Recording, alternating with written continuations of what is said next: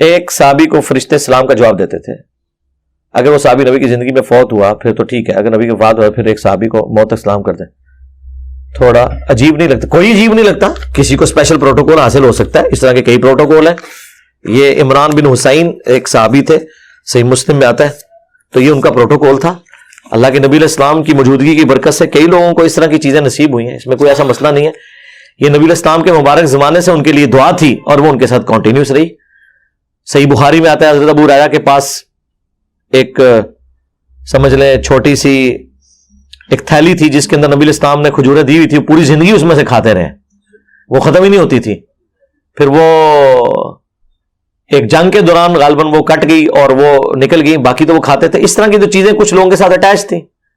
اس طرح ایک صحابی ہیں صحیح بخاری میں, صائب ابن یزید رضی اللہ تعالیٰ عنہ, ان کے بارے میں آتا ہے کہ وہ نبی علیہ السلام نے ان کے, جب وہ کہتے ہیں میں چھوٹا سا بچہ تھا تو حضور نے, یعنی میری ماں یا خالہ مجھے حضور کے پاس لے گئی تو نبی علیہ السلام نے مجھے اپنا جھوٹا پانی پلایا, میرے سر پہ ہاتھ شفقت سے پھیرا.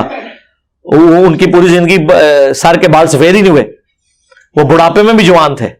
کئی لوگوں کو اس طرح کی دعائیں ملی ہوئی ہیں. تو یہ چیزیں تو ہیں, لوگوں کے ساتھ اٹیچ ہیں, کئی ساری چیزیں.